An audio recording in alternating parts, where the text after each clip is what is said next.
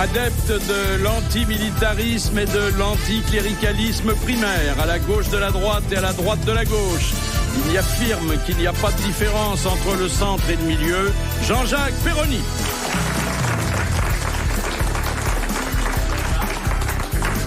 Les politiciens l'adorent parce qu'ils n'ignorent pas qu'ils disent sur leur compte un peu moins qu'ils n'en sait, Jacques Maillot. L'amour est un sujet sur lequel elle s'étend volontiers, Natacha Hamel.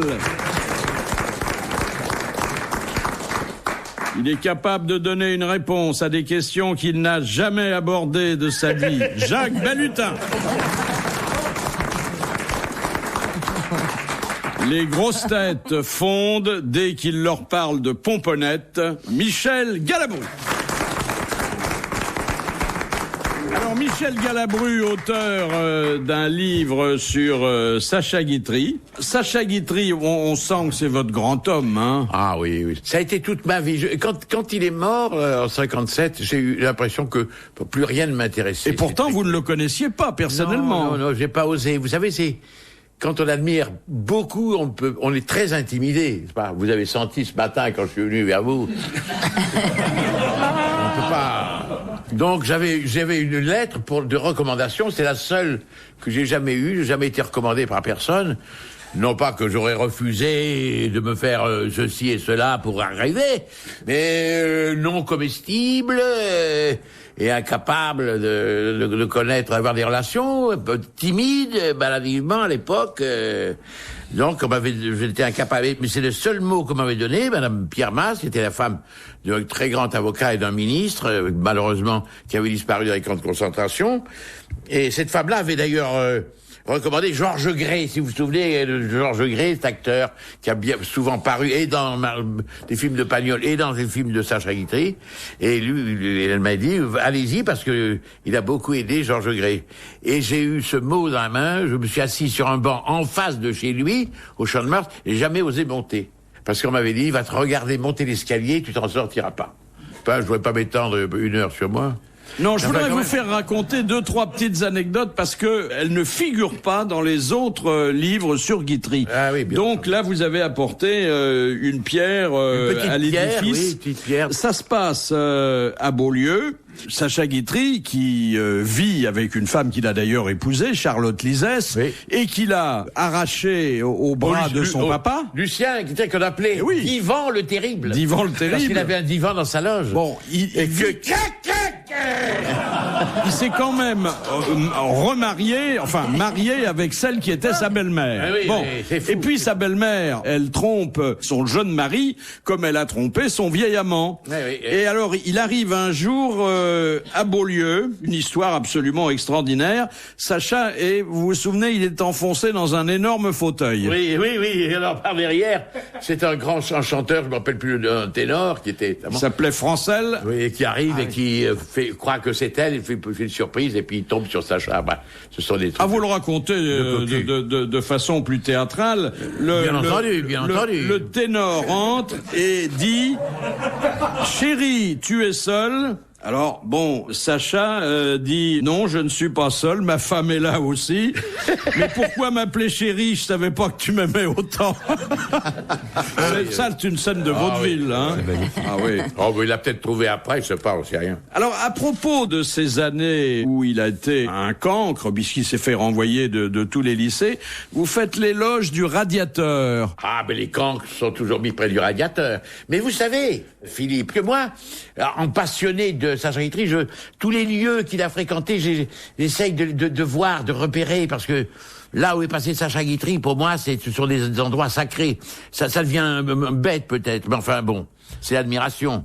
Il y a une scène qui est à la fois drôle et émouvante, c'est après la Libération, quand on lui fait des ennuis, ça a été de très sérieux ennuis. Vous relatez l'interrogatoire d'identité qu'on lui fait subir en arrivant à la prison. Alors on lui dit vos qualités et il répond. Académicien Goncourt et il répond c'est lire et écrire, voilà. Bon, gentil, serviable, dévoué. Naturellement, vous êtes licencié lettres. Non. Vous n'êtes pas licencié? Pas encore. Bachelier? Non plus. Vous avez tout de même votre brevet? Non, monsieur, je ne l'ai pas. Alors votre certificat d'études? Non, monsieur, on ne me l'a pas donné. Mais alors, qu'est-ce que je vais mettre? Demande le bureaucrate. Ben, mettez ce que vous voulez. Alors l'employé dit je vais mettre c'est lire et écrire.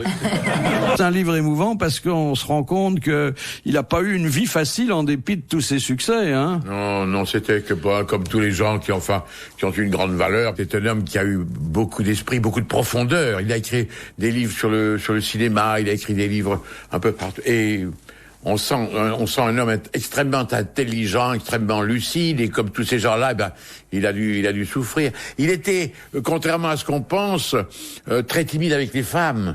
Cet homme qui était disert, qui était brillant sur scène, il a été énormément cocu, hein. Oui, comme Molière, comme tous les gens qui ont du génie. Oui. La femme le comprend mal, le génie, peut-être. Et il est mort ruiné, en plus. Les impôts. Ah, oui, toujours. Non, parce que c'est normal, d'ailleurs, chez l'artiste, que l'artiste ait des difficultés, comme la plupart des artistes, et des difficultés avec des impôts, parce que l'artiste est un homme qui ne gagne pas régulièrement. Il était impossible de lui imposer des attendez, tiers. vous dites dans le livre qu'il allait de succès en succès, qu'il pouvait écrire une pièce en quelques jours. Les films, il les tournait en 8-10 jours. Il les tournait en 8-10 jours, et c'était chaque fois des succès énormes. Il aurait dû être Mais il achetait des tableaux, il achetait des grands tableaux, il avait le pavillon des musées, il avait un musée superbe avec mes frères, à la vente des objets de sajiterie, j'ai obtenu quelques petites choses. Je pouvais pas me payer des choses de grande valeur, mais j'ai l'encrier de Flaubert. Ah oui. Qu'il avait dans sa collection. Et j'ai une petite boîte avec des cheveux de Jean-Jacques Rousseau. Et j'ai le manteau que portait Lucien Guitry dans Flambeau. Et alors, c'est extraordinaire ce que je vais vous dire, parce que Lucien Guitry passait pour un bel homme. Eh bien, moi, quand j'ai enfilé la gabardine, elle m'allait exactement. Philippe Bouvard sur RTL, 4h, 4h30, les grosses têtes dans la nuit des temps. Première citation, c'est Madame Fritz de Cornimont qui en a pris l'initiative, qui a dit « Mon rêve, c'est de tourner mon slip au-dessus de la tête de Bill Clinton. » Sharon Stone. Sharon Stone. Bonne réponse de Jacques Balutin. Moi, vous l'invitez quand vous voulez. Ah, elle est... Ah oui, elle est. Elle est même plus que ça. Ah oui, Sharon. Là, je veux bien m'enfermer dans le loft avec elle, vous voyez. Ah oui. Moi aussi, je veux bien qu'il y ait 25 caméras, ça me dérangera pas du tout. Ah oui. Et 3 biberons et 4 tétines. Ah, je m'en fous. Elle a son franc-parler. Hein. Ah oui, puis elle a pas que ça. Oui, mais tu sais, tu l'aurais pas comme ça, hein. Il faudrait que tu travailles, hein. Vous pensez que... Facile, ça. Oui, il faut lui faire la cour, hein. Lui faire la cour, oui. Ouais. Puis être à la hauteur. Oui, elle doit être exigeante. C'est une femme très intelligente et tout ça. Et il faudrait que tu travailles longtemps et qu'elle n'ait plus rien à se mettre sous la dent pendant des années, peut-être. Peut-être qu'elle aime le vélo. Betty Lamoche, c'est une Colombienne qui a tourné un feuilleton qui est devenu un succès mondial. Elle est extrêmement laide, elle a un appareil dentaire proéminent, le menton en galoche, elle boite un peu, et elle est devenue la coqueluche de toute l'Amérique latine. Donc, mais c'est génial. C'est le laidron de Medellín. Oui. Et alors, le dernier épisode est diffusé demain, et là, on la voit choisir entre ces deux prétendants. Il y a Armando, qui est un chanteur célèbre du Mexique. Aveugle. Peut-être. Et puis un petit Français. Un petit Français qui est là-bas, exilé, qui est ouvrier du bâtiment. On verra qui elle choisit pour se marier. La suite. Voilà. Il va y avoir la suite. Il y aura une suite, bien sûr. L'ouvrier du bâtiment, c'est François Léotard, non? Mais il paraît qu'elles sont beaucoup plus exigeantes que les belles. Les moches. Ouais. Ah bon?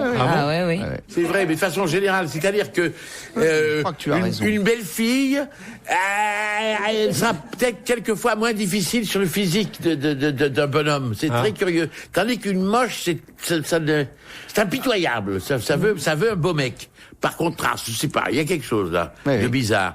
Tandis que Le contraste, simplement. Le contraste, oui. Ouais, c'est... Oui, le contraste. Donc, Oui, parce qu'il y en a des belles qui avec des mecs qui ont vraiment des tas de boue, hein, les mecs. Moi, Il y en a, pareil. tu te les rencontres dans la rue, tu fais, mais qu'est-ce qu'elle peut trouver à ce mec-là?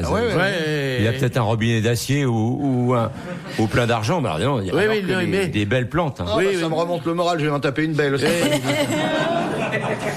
oui, mais la femme fait moins attention, dit-on. Je sais pas, ça fonctionne pas comme l'homme, n'est-ce pas? D'abord, elles peuvent épouser des types beaucoup plus vieux qu'elles. Elles cherchent souvent un père. Hein, Un madame? père? Oui. Ou une paire. Ou une paire. Non, On peut pas élever le débat. il y a de plus en plus de femmes qui préfèrent les petits jeunes. Hein. Les petits jeunes maintenant, oui. ouais. Ça Enfin, il continue. faut quand même qu'auprès d'une femme mûre, il y ait un homme plus vieux pour payer le petit jeune. Ah, ça devient. Mais alors ça, c'est quelqu'un de très très intelligent. Alors. La première citation vient de Condé sur Escaut. On y revient toujours. Ah, toujours. Mais une fois... Brillante petite cité de caractère. Oui. Moi, j'ai retenu pour le mois d'août, Philippe. Je sais Oui. pas vous ce que vous ferez. Moi, j'ai essayé, c'est déjà plein. Ah, bah oui. Il Alors- reste qu'une place au camping, dépêchez-vous. Il y a encore une suite à l'hôtel Formule 1 qui est à côté du sens giratoire. Ah oui, qui est bien À côté d'Auchan? Entre Gamme Vert et Weldom. Oui. Oui. Oui. Tous les 16 août, il y a la fête de la saucisse. Oui. Ça, c'est très jour commande. Et alors, l'hôtel est à l'entrée de la ville. Ça dépend par quel côté tu rentres. Oui. Et les toilettes sont de l'autre côté de la ville. Ça permet de visiter en y allant. Et en revenant de s'essuyer. Enfin bref, on peut. On s'occupe. On s'ennuie jamais. Et la buraliste a changé. Ah oui. Ah ça y est. Elle est laide. Ah oui. Mais c'est effrayant. Eh ben, si vous êtes engagé du côté de Condé sur Escaut, vous avez bonne réclame, bonne visibilité. Vous allez être bien reçu, vous. Alors, moi, j'adore Condé sur Escaut, parce qu'il y a, on sait jamais, il y a un théâtre, hein. De verdure, uniquement. Madame Doba, qui habite Condé sur Escaut, La donc, Vénarde. Oh, la qui Vénarde. qui a des soirées entières à consacrer aux grosses têtes, nous envoie de nombreuses citations, dont celle-ci que je vous recommande. Qui a dit: il n'y a pratiquement aucune différence entre un Anglais en érection et un Italien impuissant. Frédéric Dard. C'est Frédéric Dard. Bonne réponse de Jean-Jacques Perrot. Est-ce que vous êtes d'accord, Natacha, sur cette géographie sexuelle de l'Europe? Alors, moi je pense quand même que les Italiens, c'est un petit peu surfait, hein, leur réputation, à mon avis. Vous C'est avez plutôt été la déçu séduction, c'est plutôt le côté concours et tout ça, c'est ça qui est assez épatant chez eux, la façon dont ils emballent Oui, très ah oui, vite. ce sont de grands Ils dragueurs. sont très, voilà. Mais après, qu'est-ce qui se passe? Ah Est-ce oui. que c'est vraiment différent des autres? Moi, je crois pas, moi. Ça dépend de l'italien, ça. Vous avez eu une expérience décevante vous-même? Allez. Elle a pas été déçue, là. Ouais. Non, j'ai pas été déçue. La seule façon d'être ravi au lit. Les grosses têtes dans la nuit des temps. Sur RTL, de 4h à 4h30. Il est bientôt l'heure de nous quitter. Retrouvons vos grosses têtes dans la nuit des temps avec cette émission du 22 mai 2001 autour de Philippe Bouvard, Jean-Jacques Perroni, Jacques Maillot, Natacha Hamel, Jacques Balutin et Michel Galabru. Dans l'attente du Messie, Jean-Baptiste prêchait dans le désert, vous vous en souvenez? Le Messie campait. Oui, c'était un bédouin, il avait une tente. Ah ouais, d'accord. Et alors? Et de quoi se nourrissait-il tandis qu'il était dans le désert? Eh ben, de ce qui tombait du ciel. De racines. Non, il y avait Non. la manne. Les racines, vous savez, dans le désert, il n'y en Oui. a pas beaucoup. La hein. manne, la manne qui tombait. Alors, c'était pas la manne, là, parce que Dieu lui avait rien envoyé, il n'était pas encore au courant. Non. Mais Les chronopostes n'existaient pas D'amour encore. et d'eau fraîche. il trouvait quelque chose sur place. De sauterelles. Oui, des sauterelles. Pourquoi vous regardez là-bas alors que s'il y a moi des je viens de sauterelles, il y a répondre, là. forcément des choses à manger pour les sauterelles. Les sauterelles ne peuvent pas être dans un endroit où il y a... Des cactus. Mais la plantes grasses. sauterelle est partout. Oui. La sauterelle, surtout dans le désert, il y a toujours des sauterelles. Mais Tu sais pas ça avec quelle bouffe, parce que dans le désert, il y a plein d'autres petites bébêtes qu'on voit pas. Non, mais les sauterelles sont herbivores, elles ne Oui, peuvent pas mais manger. attends, il y a On des va pas sauterelles. écouter on va pas- ouvrir un débat Sur la sauterelle. sur Mais le- c'est intéressant, pourquoi pas? En tout cas, c'est vous qui avez dit C'est moi, Philippe. que le Jean-Baptiste Mangeait des sauterelles. mangeait des sauterelles. Et c'est exact, et c'est une bonne réponse de Jacques Balutin.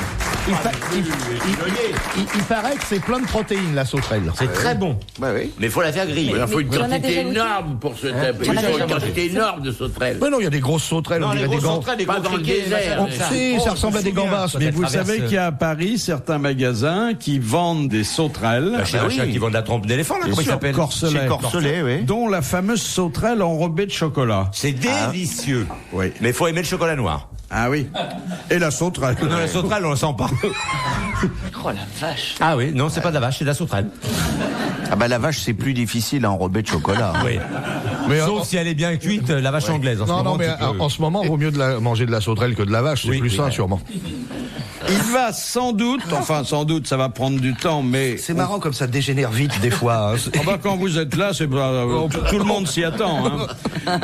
Il faudra un certain temps pour que cette idée passe dans les faits, mais on commence au Vatican à envisager la possibilité d'admettre dans le Sacré Collège des femmes cardinales. Quoi Voilà. Il va y avoir du nichon sous la cornette. D'autant que vous savez que les femmes n'ont pas accès au sacerdoce, ni même au diaconat. Ah oui, sacerdoce aussi, des fois, oui. Mais il y a une disposition du droit canon qui permet au Saint-Père de nommer des cardinaux laïcs. Ah oui, oui. Ça s'est vu d'ailleurs. Oui. hein. Et ils sont mariés, les cardinaux laïcs, alors? Non, on les choisit pas parce que... Non, mais je veux dire, ils peuvent se marier, c'est ça que je voulais savoir. Ils peuvent être mariés. Il y avait, je crois, Jacques Maritain, qui était un théologien français, exact. et qui était marié, et qui, je crois, a eu le titre de cardinal. Enfin, s'il y avait au Vatican des dames cardinales, ça serait Ça serait très sympathique. gai, hein. Oui, ça serait sympa. Il y aurait moins de sourds. Mais je comprends pas parce que ils vont. Et ça... nommer, parce qu'il veut bien nommer Écoutez, il des faut femmes quand même cardinales. revenir là-dessus, hein. Il veut bien nommer des femmes cardinales, mais il veut pas que les prêtres puissent avoir des femmes. Non. C'est un peu illogique quelque part. Non. Ils feront des dortoirs séparés, pas comme à Love Story, hein. Il faut quand même noter que le jour où on a annoncé qu'il pourrait y avoir des femmes cardinales au Vatican, Monsieur Perroni a dit, ça fera moins de sourds. Ce qui est quand même important. Oui. Comment? Question de Madame Fontaine. Qui emprunte le canal de l'Épididyme? Et le sperme?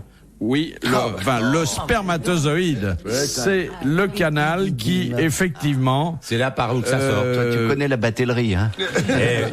véhicule ces petites bestioles. Petit truc avec Charmant. des fouets, avec un petit fouet. Comment ça s'appelle? Le canal et l'épididyme. L'épididyme. Faut arrêter, toi, parce que ça commence dans les oreilles. Tu commences à... Oui. Hein? Ah, mais je me rends compte. Parce qu'il y a une maladie, ça s'appelle l'épipidymite. Un truc dans ce genre-là. Quand on a un peu mal, des fois. Les pépidymites. Étant jeune. Quand ça reste un peu trop longtemps bloqué, alors, c'est l'épididyme. Tu vois, il faut un peu laisser sortir. Oui, faut dégorger le poireau, quoi. Oh bah non. Vous pensez Alors j'essaye de parler de ça avec des mots un peu châtiés parce qu'il y a quand même des gens qui nous écoutent et qui Oui, mais tu vois pas, t'as pas vu ce que tu fais. Tu fais... oui, mais c'est de la radio. C'est de la radio. Voilà, et on en arrive à dégorger le poireau.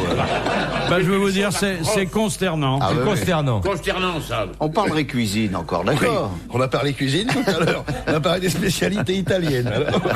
Pour assister aux grosses têtes de Philippe Bouvard, rendez-vous sur rtl.fr.